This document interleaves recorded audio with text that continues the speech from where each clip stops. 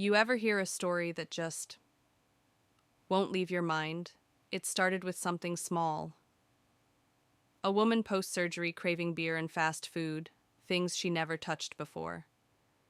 At first it seemed like nothing. But then it unraveled into something far stranger. Something that made me question what our bodies really hold on to. Not just flesh and blood, but memory, identity, pieces of someone else. And from there I fell down a rabbit hole I wasn't prepared for. Organ transplants.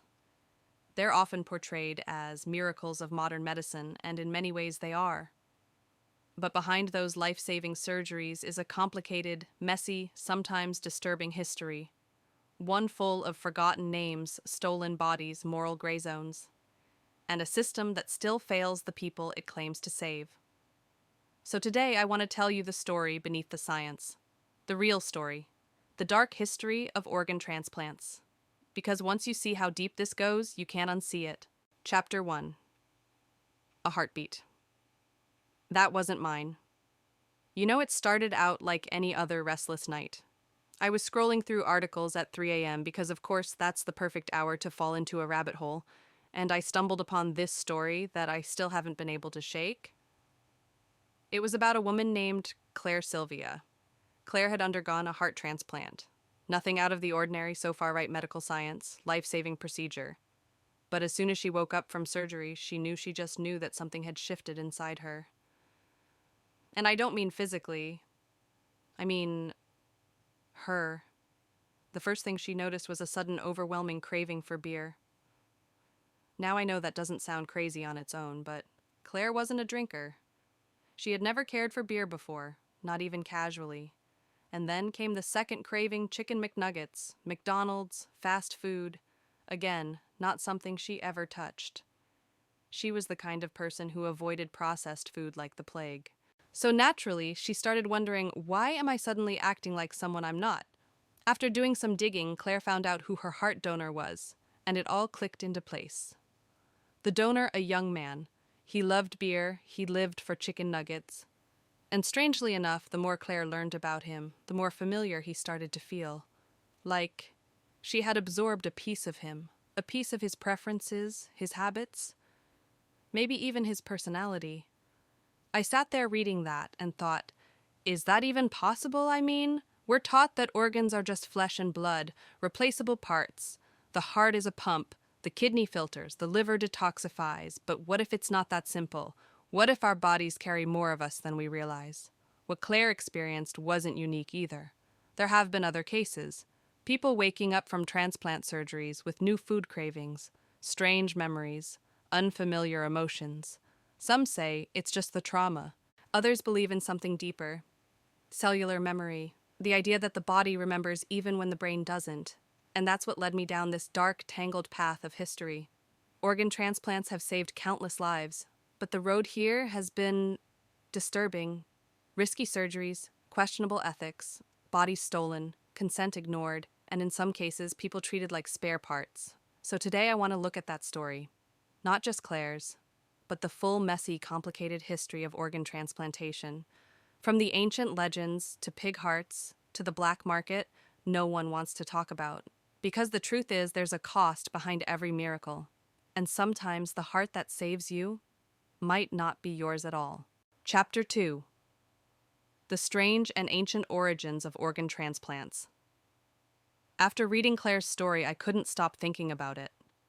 The idea that someone's personality, someone's identity might live on in the body of another person, that stuck with me. And so, like any insomniac armed with internet access, I went deeper. That's when I discovered something I never expected. Organ transplants have a much, much longer and weirder history than I ever realized. We're talking ancient history, like biblical era history. One of the earliest known stories about an organ transplant, or at least something resembling one, comes from around 1550 BCE. It was known as the miracle of the black leg. According to the legend, two Christian saints Cosmas and Damian removed the cancerous leg of a dying Roman man and sewed on a new leg. The twist. The new leg came from a recently deceased Ethiopian man. It's strange, isn't it? the way people in ancient times framed medical miracles as divine intervention. Today it sounds more like science fiction or even body horror, but back then it was seen as a holy act, something sacred. Now, whether that actually happened, no one really knows. But it set the stage. It planted the idea that the body could be replaced, that something broken could be restored.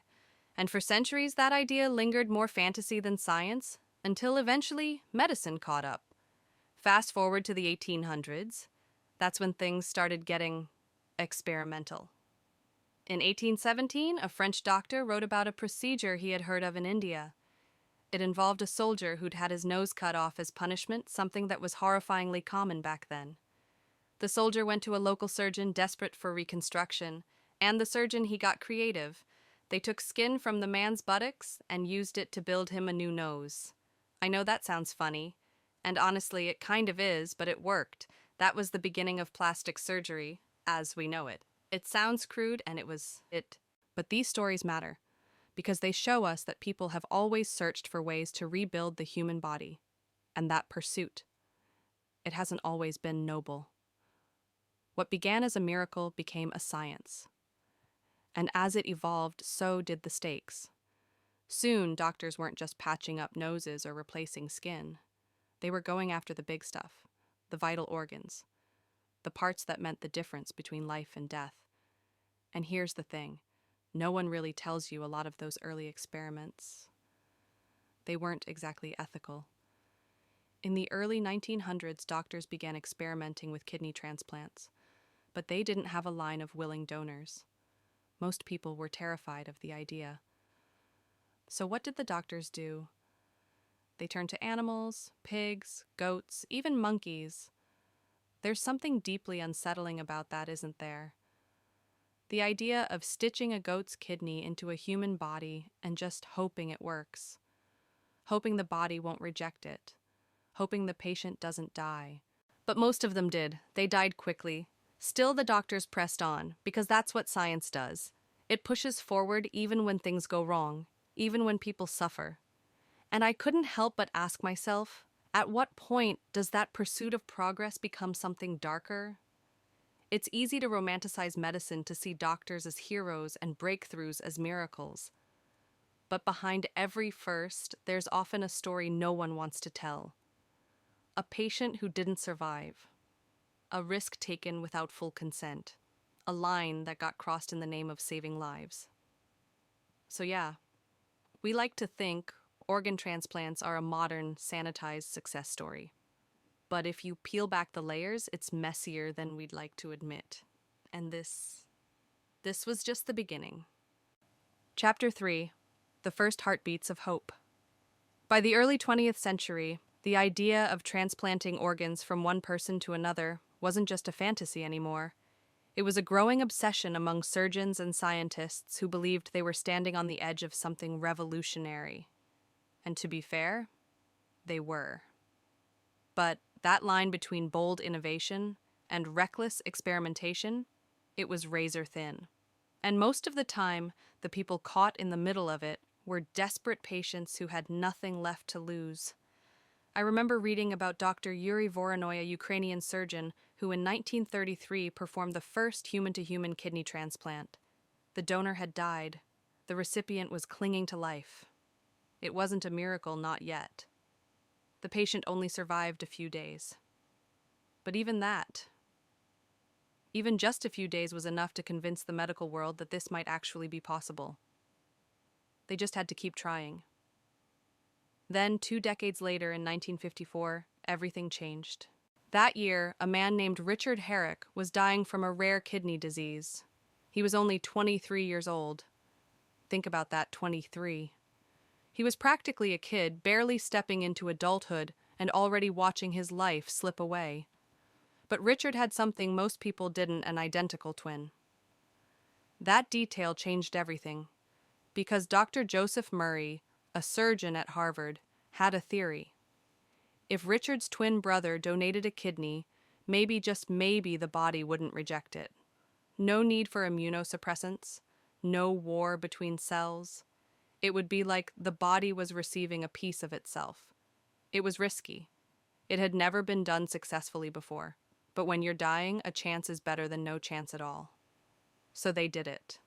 They took the healthy kidney from Richard's twin and transplanted it into his body. And it worked. Not just for a few days, not for a few weeks. Richard lived for years. He got married to one of the nurses from the hospital. They had children. He had a life. A real life. That story, it hit me hard. Because it reminds you why all of this matters. It's not about scientific glory or being the first to do something. It's about people, real people, getting more time. Time to fall in love, time to hold their kids, time to breathe without fear. But even in moments of triumph like that, there's always another layer, another side. Because while some doctors were working within the boundaries of consent and ethics, others weren't. As organ transplants became more viable, the demand for fresh organs exploded. But there weren't enough donors. There wasn't a system. And that desperation, it opened doors to some very dark places. In some hospitals, organs were taken without consent. People often poor, often marginalized, became silent sacrifices for a greater cause. Their names were lost, their bodies used, their stories erased. And I think we have to ask ourselves, how many miracles were built on silence, on injustice? The story of organ transplantation isn't just one of medical progress. It's a story of ethics, of power, of who gets saved and who gets sacrificed in the process. And in the decades that followed Richard's transplant, those questions would only grow louder, especially when doctors decided to stop with kidneys and move on to something far more dangerous. The human heart. Chapter 4, Matters of the Heart. When I think about the heart, I don't just think of it as an organ. I think of it as a symbol, a metaphor. It's the thing we talk about when we're in love, when we're grieving, when we're afraid. The heart, more than any other part of the body, holds weight. Not just physically, but emotionally too. So when doctors set their sights on transplanting a human heart, the stakes weren't just medical. They were deeply human. By the mid-1960s, transplant science had come a long way. Kidneys were no longer an impossible dream. But the heart, that was uncharted territory. No one had successfully transplanted a human heart into another human being and lived to tell about it. But that didn't stop Dr. Christian Barnard. He was a South African heart surgeon, already well known for his work in open heart procedures. But what he really wanted was to be the first to successfully perform a human heart transplant. And in December of 1967, he got his chance. His patient was a man suffering from terminal heart disease. There were no other options left. At the same time, a young woman only in her 20s had been rushed to the hospital after a car accident. Her body was broken. Her brain had stopped functioning, but her heart was still beating. Barnard made the call. He declared her brain dead, removed her from life support, and transplanted her heart into his waiting patient. And for the first time in human history, it worked. At least for 18 days. That's how long the patient lived after receiving her heart. Just 18 days. But in those 18 days, the medical world changed forever. Was it a success? Technically, yes. It proved the procedure could be done. But it also opened up a floodgate of questions no one was ready to answer. Because suddenly people were forced to ask, what exactly defines death? Is it when the brain stops functioning, when the heart stops beating? Is it ethical to remove an organ from someone who's technically still warm, still breathing with machines? It's easy to look back now and say, of course, it had to be done. But at the time, even other doctors weren't so sure. Just 1 month after Barnard's surgery, an American surgeon named Dr. Norman Shumway performed the first human heart transplant in the U.S., and according to reports during the procedure, one of the residents assisting him actually paused and asked, "Do you think this is even legal?" Shumway's reply, "I guess we'll see." And that response sums up the era perfectly. It was full of boldness, bravery, but also uncertainty, and maybe even arrogance. Because here's the uncomfortable truth. Back then, there were no clear regulations, no centralized system. If a patient died or looked like they might die, some hospitals moved fast. Too fast. They didn't always wait for consent. They didn't always ask the family, they just took. There's one story that's haunted me since I first read it. It's the story of Bruce Tucker. Bruce was a 54-year-old black man living in Virginia. In May of 1968, he suffered a severe head injury after a fall at work. He was rushed to the hospital. The next day, he was declared dead. But before his family was even notified, doctors had already removed his heart and one of his kidneys without permission. Those organs were transplanted into a white businessman. Bruce's family didn't find out what had happened until the funeral home called and said something didn't seem right. Bruce was missing vital organs. No one had told them. No one had asked them. They sued. They went to court. They fought for justice. But the jury sided with the doctors. No one was held accountable. And it wasn't just Bruce. It turns out this wasn't rare, especially in places like Richmond, Virginia. Poor patients, black patients, people with no family or legal protection. They were often treated like spare parts, disposable. It makes you wonder how many stories like Bruce's were never told. As amazing as the early days of transplant medicine were, they were also shadowed by exploitation, inequality, and a desperate race for prestige. Doctors wanted to be first. Hospitals wanted fame. But lost in all of that were the people, the lives, the bodies. I still think about Bruce and how his story got buried beneath headlines about medical breakthroughs. But it's stories like his that remind us progress isn't always clean. It's not always heroic. Sometimes it's messy. Sometimes it's cruel. And as the organ transplant world moved forward into the 1970s and 80s, it became clear that science alone wasn't enough. What we needed, what we still need, is a system that values every life, not just the ones that get to survive. Chapter 5: Building a System Out of Chaos. After everything that happened in the 1960s, the breakthroughs, the experiments, and yes, the tragedies, there was no denying it anymore. Organ transplants were real. They were no longer medical fantasy. They were saving lives, but they were also exposing some very dark truths about how little oversight there was. There were no rules, no centralized database, no clear definitions of death, and no protections for the people whose bodies were being used to fuel this progress. The truth is, it was chaos. And like most chaotic systems, the people who suffered the most were those with the least power. Poor patients, black patients, people without strong families or legal representation, people like Bruce Tucker. For a while, it felt like nothing was going to change. Hospitals continued doing what they thought was best, sometimes regardless of consent. Doctors operated in legal gray areas, confident that their intentions would protect them from consequences. But in 1984, something shifted. That year, the U.S. government passed the National Organ Transplant Act, a law that, for the first time, tried to bring order to the mess. It created a national registry. It outlawed the buying and selling of human organs. And maybe, most importantly, it finally gave families some legal control over the bodies of their loved ones. It wasn't perfect. But it was a start. And honestly, when I first read about that act, I had a strange feeling like this was the first moment where science and ethics were finally sitting at the same table. Because up until that point, it had mostly been science calling the shots. Ethics had been trailing behind trying to catch up.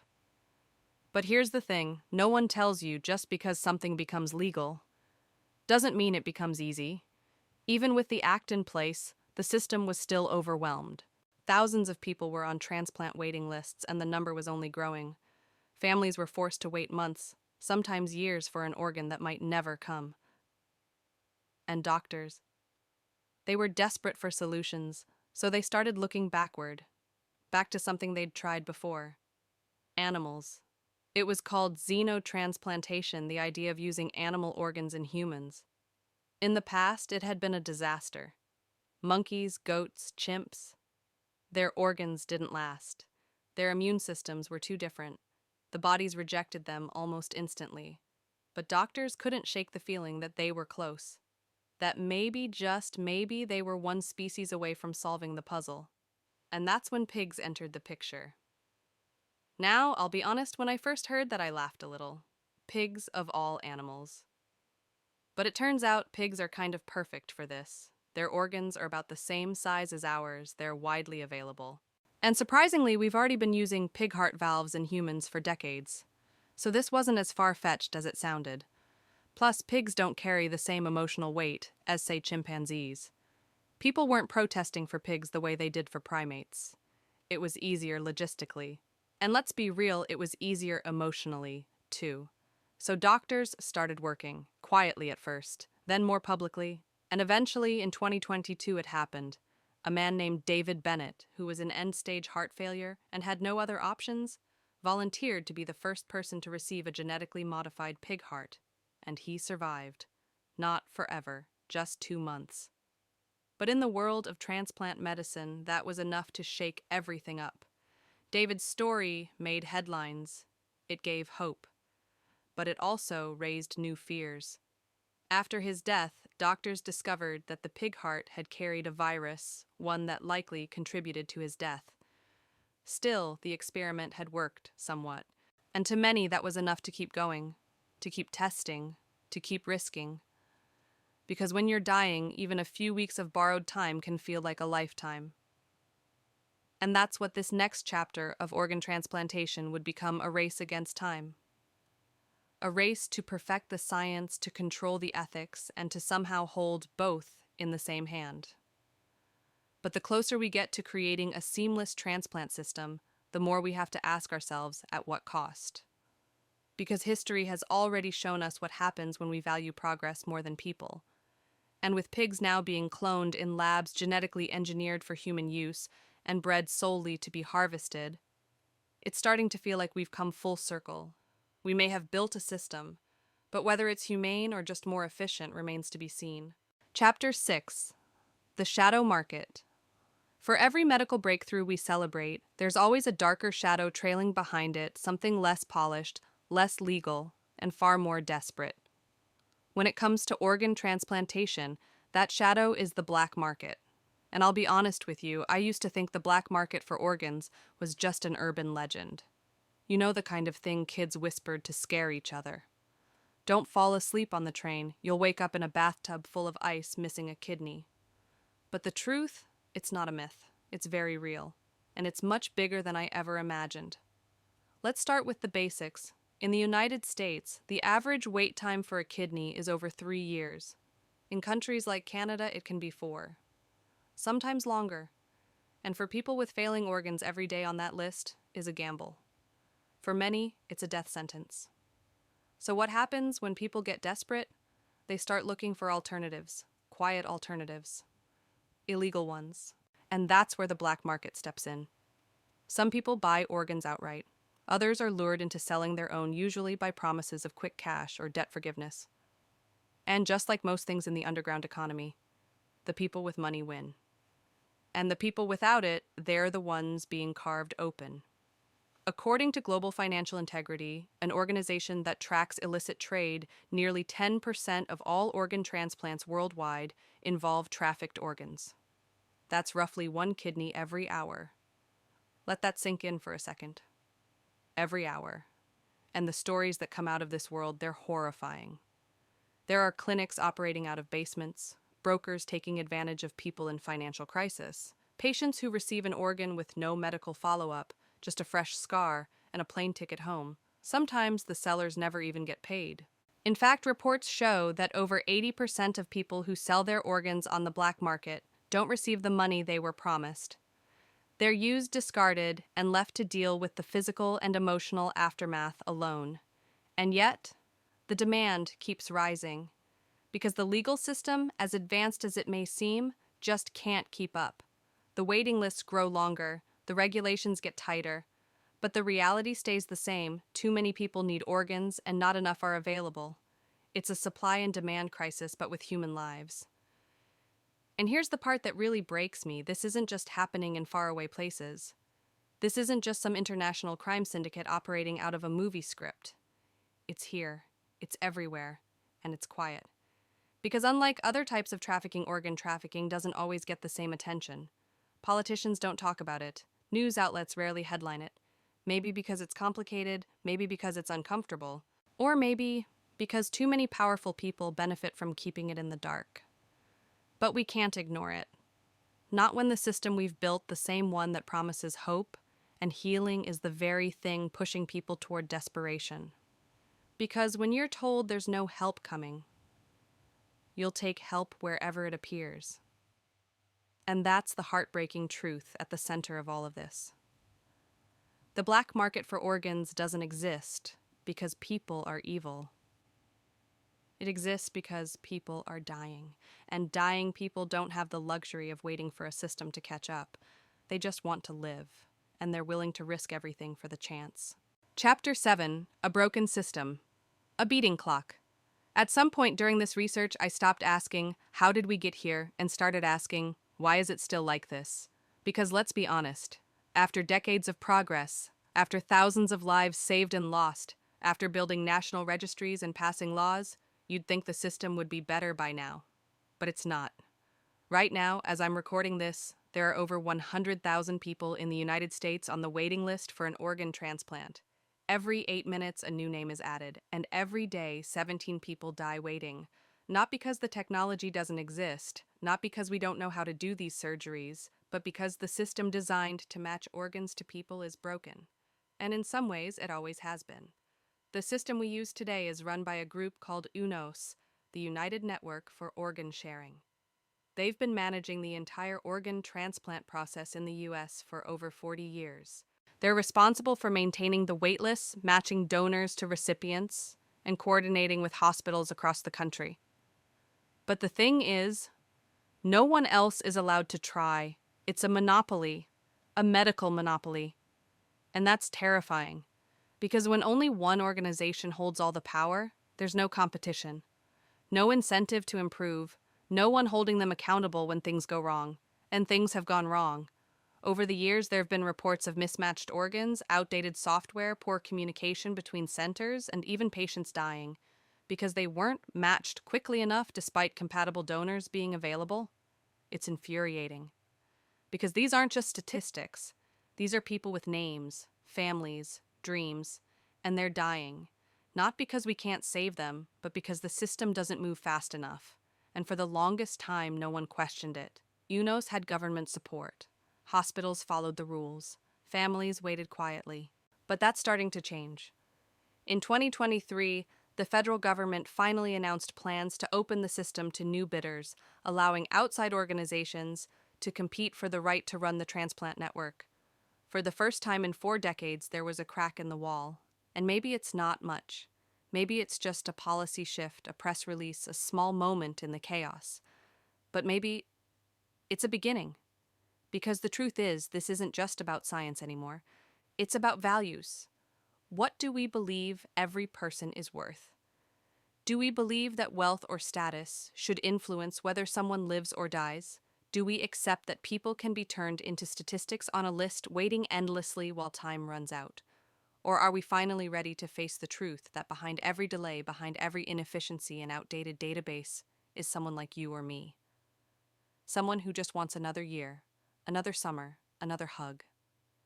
And yet they're told to wait. Told to trust a system that's failed thousands before them. A system that was supposed to protect life, but too often just lets it slip away. So here we are, from miracle surgeries to stolen hearts, from goats and chimpanzees to genetically engineered pigs, from black market desperation to bureaucratic failure. The story of organ transplants is more than just medicine. It's a reflection of everything we value and everything we ignore. It's about who gets to live, who gets left behind, and who we pretend not to see when systems fail. I don't have all the answers, but I do know this: every number on a transplant list is a person, a story, a life waiting to continue. And if we really believe in saving lives, then we have to do more than celebrate science. We have to demand better systems, safer ones, fairer ones. Thank you for spending time with me today. I know this wasn't an easy one. But if it made you think, even just for a second, then I think it was worth it. And if you've got thoughts, questions, personal stories, or even just a reaction, drop it in the comments. I read them. All of them. You never know, your voice might be the one someone else needed to hear. Until next time, take care of yourselves and take care of each other.